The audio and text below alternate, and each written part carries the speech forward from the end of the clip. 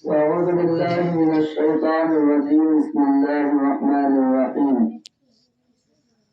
لقد من الله على المؤمنين إذ بعث فيهم رسولا من أنفسهم. صدق الله مولانا العظيم.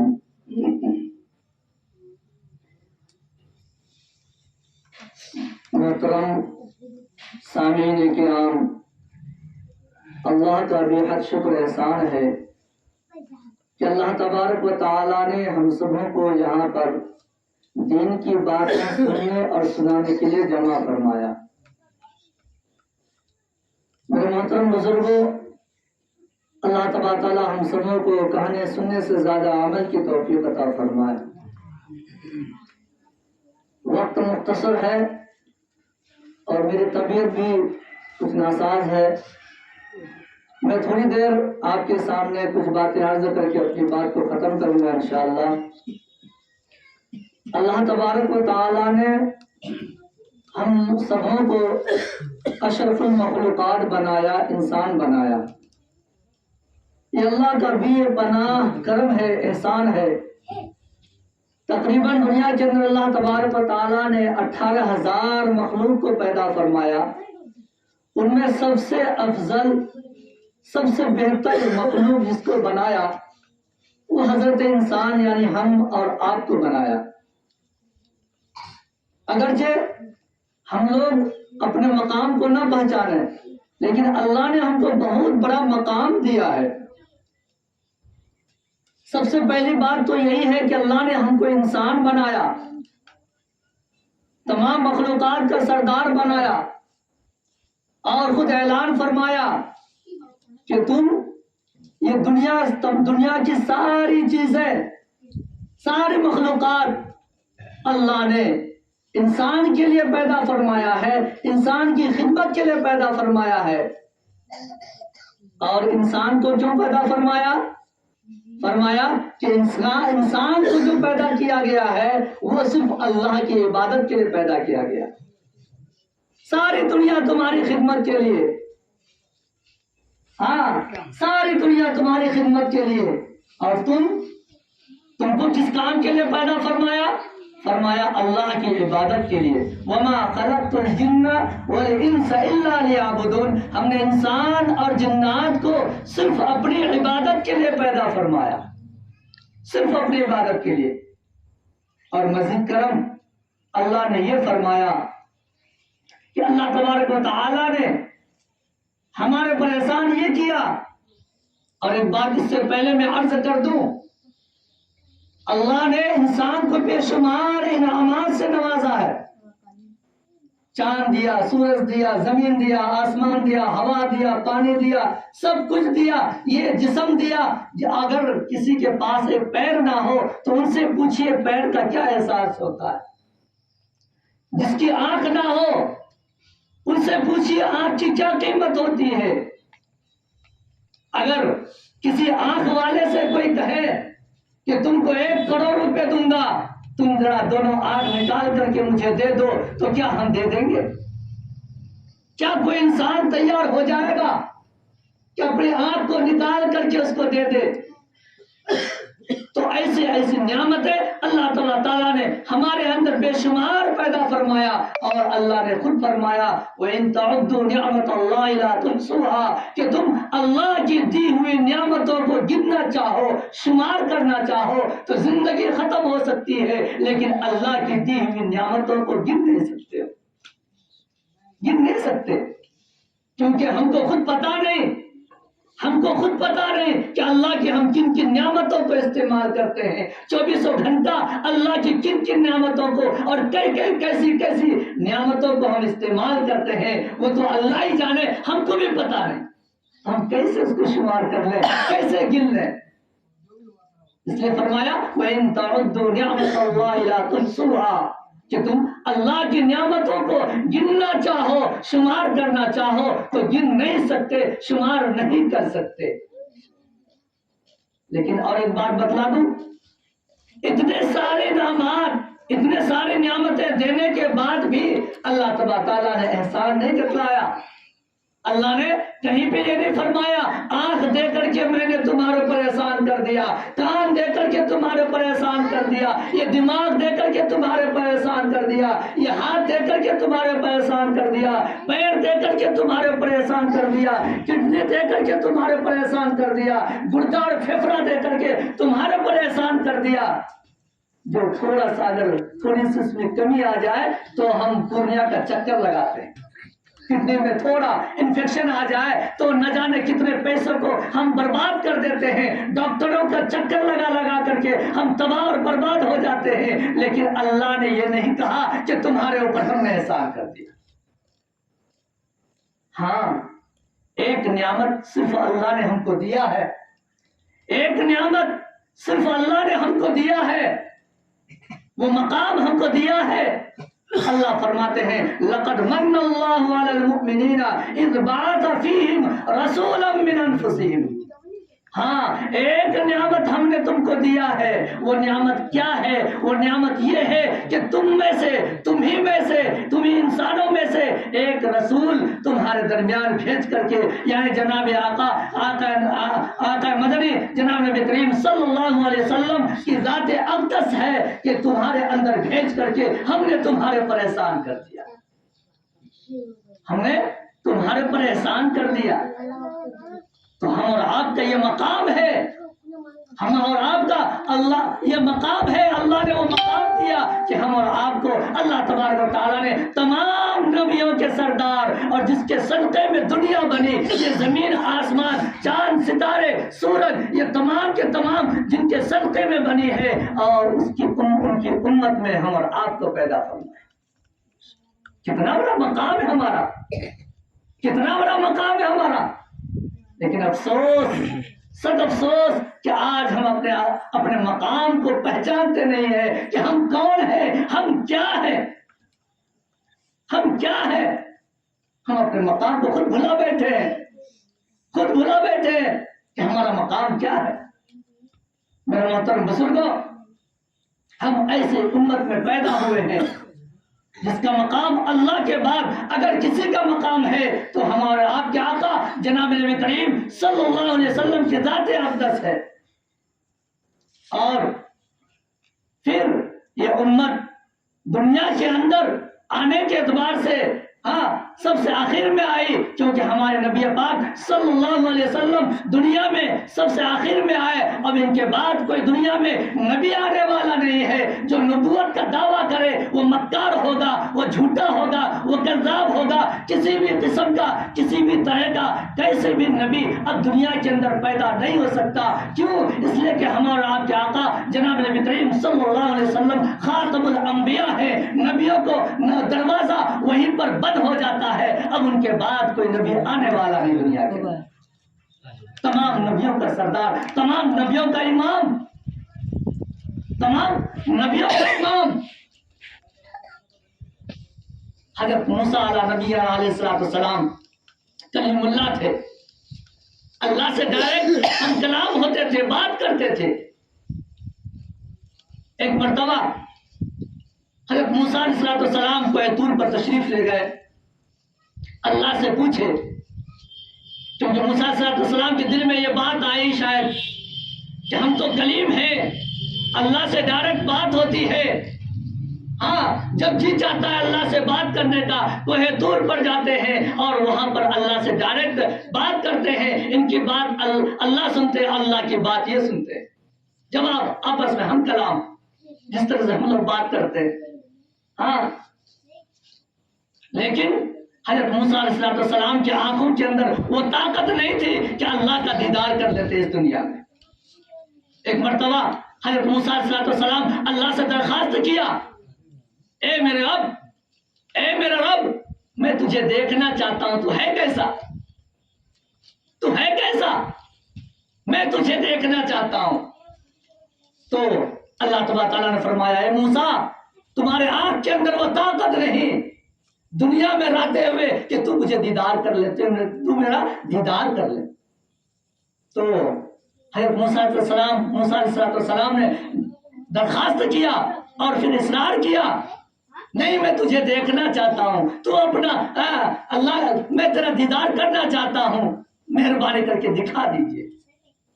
اللہ تبارک تعالیٰ نے فرمایا کہ موسیٰ تیرے اندر یہ طاقت نہیں، لیکن جب اصرار کیا اچھا دیکھو گے، دیکھنا چاہتے ہو تو کوئی طور پر نظر کرو۔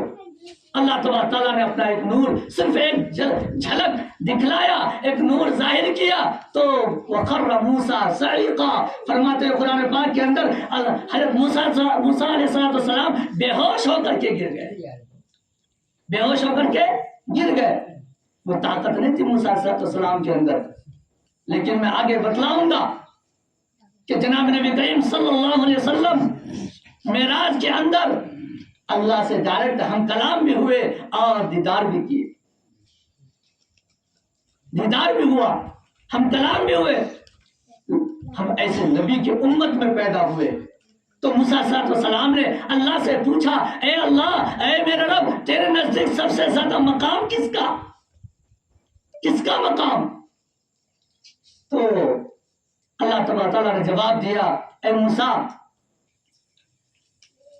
میرے نزدیک سب سے زیادہ مقام اس نبی کا ہوگا جو سب سے آخر میں دنیا کے اندر آئے گا۔ تو موسیٰ علیہ السلام نے فرمایا کہ اللہ، اے میرے رب، آخر وہ نبی کیسا ہوگا؟ میں تو کلیم ہوں، میں تو کلیم ہوں، مجھے جب آپ سے بات کرنے کی ضرورت جی چاہتا ہے تو میں کوہ طور پر آتا ہوں اور آپ سے ڈائریکٹ بات کرتا ہوں۔ آخر وہ نبی کیسا ہوگا کہ مجھ سے بھی بڑا ان کا مقام ہوگا؟ تو اللہ تبارک تعالیٰ نے فرمایا، اے موسیٰ، اے موسیٰ، کان کھول کر کے سن لے، سن لے، تو اگر کلیم ہے تو نبی میرا حبیب ہوگا، وہ میرا حبیب ہوگا۔ اور ایک بات اور سن لے کہ تو مجھ سے محبت کرتا ہے، میں اس نبی سے محبت کرتا ہوں، میں اس نبی سے محبت کرتا ہوں۔ تو مجھ سے محبت کرتا ہے، میں اس نبی سے محبت کرتا ہوں۔ تجھے اگر مجھ سے بات کرنے کو جی چاہتا ہے تو اپنے نالین کو، اپنے چپل کو کوہ طور سے دور میں کھول کر کے ننگا پیر کوہ طور پر چڑھتا ہے اور پھر مجھ سے بات کرتا ہے۔ اور جب میں اس نبی سے بات کرنے کو جی چاہے گا تو میں 70,000 فرشتوں کو بھیجوں گا اور مہمان بنا کر کے براق کے ذریعے سے ان کو عرش پر لاؤں گا، اور پھر یہاں پر اس سے بات کروں گا، یہاں پر میں اس سے ملاقات کروں گا۔ وہ نبی تو ایسا نبی ہوگا، وہ نبی تو ایسا نبی ہوگا، اس کا مقام تو یہ ہوگا۔ لیکن افسوس آج ہم لوگ ایسے نبی کی امت میں پیدا ہوئے ہیں، امتی کہلاتے ہیں، لیکن برائے نام ہم امتی کہتے ہیں۔ آقا دو جہاں جناب نبی کریم صلی اللہ علیہ وسلم کو دنیا میں اگر کسی چیز کی فکر تھی تو صرف ہم گناہگار بندوں کی فکر تھی، مال کی فکر نہیں تھی، گھر والے کی فکر نہیں تھی، بیوی بچوں کی فکر نہیں تھی۔ اگر فکر تھی تو ہم اور آپ کی فکر تھی، ہم امتیوں کی فکر تھی، ہم گناہگاروں کی فکر تھی۔ کیسے ہماری امت جو ہے جنت میں جانے والے بن جائے، کیسے ہماری امت سدھر جائے، اور کیسے ہماری امت جو ہے وہ جنت میں جانے والے بن جائے، جنت میں جانے والے بن جائے۔ یہی فکر ہر وقت اللہ کے رسول کے دل میں پیدا ہوتا تھا۔ دنیا میں رہے تو بھی، انتقال کا وقت ہوا تو بھی، جب پنسرات کا وقت آئے گا، یعنی قیامت قائم ہوگی اور پنسرات میں گزرنا ہوگا، اس وقت بھی ہمارے آپ کے آقا کو اگر فکر ہوگی تو ہم امتیوں کی فکر ہوگی، کسی کی فکر اور کسی کی فکر نہیں ہوگی، ہم اور آپ امتیوں کی فکر ہوگی۔ جب قیامت کا ہولناک منظر ہوگا، جب قیامت کا ہولناک منظر ہوگا، وہاں ہر انسان پریشان ہوگا، سورج قریب آ جائے گا اور لوگ اپنے پسینے میں سرابور ہوں گے، یہاں تک کہ اپنے گناہوں کے بقدر پسینہ ہوگا، کوئی تیرتا ہوگا، کہ گھٹنے تک پسینہ ہوگا، کمر تک پسینہ ہوگا، گلے تک پسینہ ہوگا، کوئی تیرتا ہوگا، لیکن ایسے عالم میں ہر ایک نبی بھی یہی پکارے گا، یا رب نفسی نفسی، اے میرا رب آج میرا کیا حال ہوگا، آج میرا کیا حال ہوگا۔ ہر نبی یہی کہیں گے، یا رب نفسی نفسی، اے میرے رب آج اس ہولناک کے وقت میں کیا حال ہوگا، آج اس ایسے وقت میں میرا کیا حال ہوگا، جو آج کسی کا کوئی پرسان حال نہیں، بیوی بچے کا پرسان حال نہیں، ماں بیٹی کو نہیں پوچھے گی، بیٹا باپ کو نہیں پوچھے گا، باپ بیٹے کو نہیں پوچھے گا، ماں بیٹی کو نہیں پوچھے گی، کوئی کسی کا پرسان حال نہیں ہوگا، اس وقت صرف اپنے آپ کی پڑی ہوگی۔ ہر نبی یہی کہے گا، ہر انبیاء یہی فرمائیں گے، یا رب نفسی نفسی۔ لیکن قربان جائیے ہمارے آپ کے آقا جناب نبی کریم صلی اللہ علیہ وسلم کی ذات اقدس پر، کہ ایسے وقت میں اگر فکر ہوگی تو امتیوں کی فکر ہوگی، اور فرمائیں گے یا رب امتی امتی، اے میرے رب میری امتیوں کا کیا حال ہوگا، میری امتیوں کا کیا حال ہوگا۔ ایسے وقت میں بھی فکر ہے تو ہم اور آپ گناہگاروں کی فکر ہے، ہم اور آپ گناہگاروں کی فکر ہے۔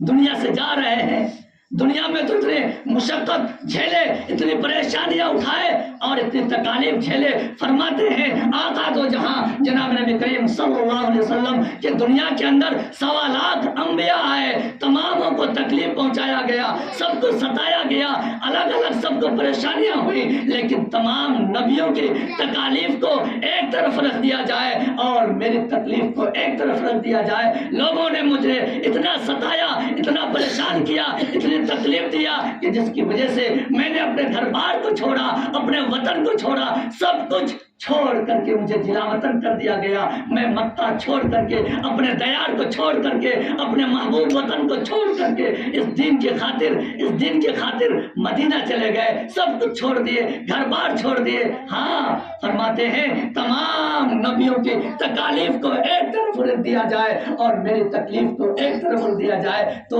میری تکلیف ان نبیوں کی تکالیف کے بقدر میری تکلیف جو ہے وہ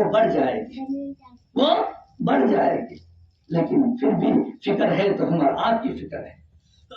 ذرا سوچنے کی بات ہے، دنیا سے جا رہے ہیں، مختصر عرض کر رہا ہوں، دنیا سے جان رخصت ہونے کا وقت ہے۔ اس وقت ہر انسان کو فکر ہوتی ہے، میں جا رہا ہوں دنیا سے، میرے بچوں کا کیا ہوگا، میری بیویوں کا کیا ہوگا، بیوی کا کیا ہوگا، اور آل اولاد کا کیا ہوگا، جائیداد کا کیا ہوگا، وغیرہ وغیرہ۔ یا اپنی فکر ہوگی کہ میرا کیا ہوگا، میں تو دنیا کے اندر عیاشی کر لیا، میں تو دنیا کے اندر زندگی گزار لیا، لیکن دنیا سے جا رہا ہوں، اللہ اب میرا کیا حال کرے گا۔ ہاں اس وقت سب کو اللہ یاد آتا ہے، ہاں موت کی تکلیف سے سب کو اللہ یاد آتا ہے، ہر انسان پریشان ہوگا، لیکن ایسے وقت میں بھی اگر جناب نبی کریم صلی اللہ علیہ وسلم کو فکر ہے تو اپنے نہیں، رخصت ہونے کا وقت ہے، اسرائیل صلی اللہ علیہ وسلم آ چکے ہیں، ہاں اس وقت فکر ہے تو ہم امتیوں کی فکر ہے، ایسے وقت میں بھی ہم امتیوں کی فکر ہے۔ فرماتے ہیں اسرائیل کیا موت کی تکلیف جس طرح مجھے ہو رہی ہے، کیا میری امتیوں کو بھی ایسی تکلیف ہوتی ہوگی، میری امتیوں کو بھی ایسی تکلیف ہوتی ہوگی۔ کہاں آقا دو جہاں جناب نبی کریم صلی اللہ علیہ وسلم کی ذات اقدس، اور کہاں ہم گناہگار۔ موت کے وقت میں بڑی تکلیف ہوتی ہے، موت کا مزہ چکھنا ہے۔ کل نفس ذائقۃ الموت، ہر جاندار کو موت کا مزہ چکھنا ہے۔ اس کا مطلب کیا ہے؟ یعنی موت کے وقت میں جو شدت ہوتی ہے، جو تکلیف ہوتی ہے، وہ سب کو چکھنا ہے، سب کو چکھنا ہے۔ موت کے وقت میں بڑی شدت ہوتی ہے۔ اللہ تعالیٰ ہم سبوں کے لیے موت کو آسان فرمائے۔ تو آقا تو جہاں جناب نبی کریم صلی اللہ علیہ وسلم حضرت اسرائیل علیہ السلام جو روح قبض کرنے والا فرشتہ ہے، ان سے پوچھتے ہیں اسرائیل پہلے یہ تو بتاؤ کیا جتنا موت کی تکلیف جتنی مجھے ہو رہی ہے، کیا میری امتیوں کو بھی ایسی تکلیف ہوتی ہو؟ اسرائیل علیہ السلام نے فرمایا کہ اے اللہ کے رسول، اے اللہ کے حبیب، آپ کو کہاں تکلیف ہو رہی ہے؟ آپ کو تو بہت معمولی تکلیف ہو رہی ہے۔ تو آقا تو جہاں جناب نبی کریم صلی اللہ علیہ وسلم نے فرمایا تو اسرائیل ذرا رک جا، پہلے جا اللہ کے دربار میں، اللہ سے یہ پوچھ کر کے آ، اللہ سے یہ عرض کر دے کہ قیامت تک میری گناہگار امتیوں کو جو موت کی تکلیف ہوگی وہ تمام تکلیف آج مجھے دے دی جائے، میں برداشت کر لوں گا، اور اس کے بعد میری امتیوں کو موت کی تکلیف نہ ہو، میری امتیوں کو موت کی تکلیف نہ ہو۔ حضرت اسرائیل صلی اللہ علیہ وسلم اللہ سے پوچھنے گئے، اللہ تعالیٰ نے فرمایا جا میرے حبیب کو کہہ دے، میرے حبیب کو کہہ دے کہ جو تیری امت میں نیک ہوگا اس کی روح اس طرح سے قبض کی جائے گی، نکالی جائے گی، جیسے اگر آٹے میں بال گر جائے اس بال کو آٹے سے نکالیں گے اور آٹے کو کچھ پتہ بھی نہیں چلے گا، ایسے ہی اس نیک لوگوں کی روح قبض ہوگی کہ ان کو پتہ بھی نہیں چلے گا، پتہ بھی نہیں چلے گا۔ بس اوقات اللہ والوں کی روح ایسے قبض ہو جاتی ہے، ظاہر ہو جاتا ہے کہ نماز پڑھ رہے ہیں، نماز پڑھتے پڑھتے روح قبض ہو گئے۔ ہاں بہت سارے واقعات ایسے ہیں کہ تقریر کر رہے، تقریر کرتے کرتے روح قبض ہو گئی، ایسے واقعات بہت ہیں۔ ایک صاحب کے بارے میں نے سنا، جب ان کا جاکنے کا عالم تھا تو وہ کہنے لگا کہ یہ باغات کہاں سے آ گئے، یہ پھول پودے کہاں سے آ گئے، یہ خوشبو کہاں سے آ رہی ہے، اور بولتے بولتے وہ دنیا سے چلے گئے، دنیا سے چلے گئے۔ اللہ تبارک تعالیٰ بھی ہم سبوں کو ایسی موت نصیب فرمائے۔ تو میرے دوستو، میں یہ عرض کر رہا تھا، بات لمبی ہوتی جا رہی ہے۔ آقا تو جہاں جناب نبی کریم صلی اللہ علیہ وسلم کو اگر فکر تھی تو صرف ہم اور آپ امتیوں کی فکر تھی۔ اب ذرا ہم اپنے گریبان میں جھانک کر کے دیکھیں کہ ہم آقا کے بارے میں، ہاں آقا کے نقش قدم پر ہم کتنا چلتے ہیں۔ آج ہم غیروں کے طریقے پر چلنے پر فخر سمجھتے ہیں، غیروں کے طریقے کے مطابق شادی بیاہ، اپنی زندگی، ہر چلنا پھرنا، کھانا پینا اور شادی بیاہ، ہر چیز آج غیروں کے طریقے کے مطابق کرنے کو ہم فخر سمجھتے ہیں۔ حالانکہ آقا دو جہاں جناب نبی کریم صلی اللہ علیہ وسلم نے فرمایا قرۃ عینی فی الصلاۃ، میری آنکھوں کی ٹھنڈک نماز میں ہے۔ اب بتلائیے کون ہے جو پابندی سے ہم لوگ نماز پڑھتے ہیں؟ مسلمان ایمان والا کہلاتے ہیں، امتی کہلاتے ہیں، جن کے نام پر ہم مر مٹنے والے ہیں، لیکن زبان سے کہہ سکتے ہیں، لیکن عمل کا جو وقت آتا ہے اس وقت ہم پیچھے ہٹ جاتے ہیں۔ اگر ہم کو آقا سے محبت ہوتی، خدا کی قسم ہم کو اپنے آقا سے، اپنے حبیب پاک صلی اللہ علیہ وسلم سے محبت ہوتی، ہم نماز کو کبھی نہیں چھوڑتے، ہم نماز کو کبھی نہیں چھوڑتے اور ہر وقت سنت کے مطابق زندگی گزارنے والے بنتے۔ لیکن افسوس آج ہم غیروں کے فیشن میں زندگی گزارنے کو فخر سمجھتے ہیں۔ ابھی 12 ربیع الاول اصل میں یہ عرض کرنے والا تھا، لیکن وقت ختم ہو گیا، پرچہ مل گیا۔ ہاں حضرت مفتی صاحب ہیں، انشاءاللہ بیان کریں گے وہ تفصیل سے۔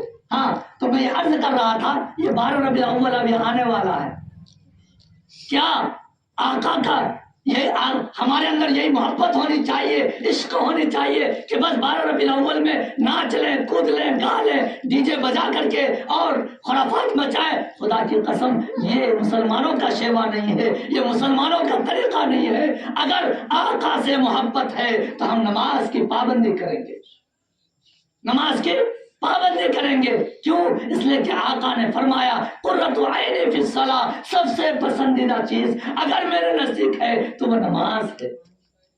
انشاءاللہ ہم لوگ نماز کی پابندی کریں گے، انشاءاللہ زور سے بولیں انشاءاللہ، انشاءاللہ ضرور نماز کی پابندی کریں گے۔ اللہ تعالیٰ ہم سبوں کو کان سننے سے زیادہ عمل کی توفیق عطا فرمائے۔ وآخر دعوانا الحمدللہ رب العالمین۔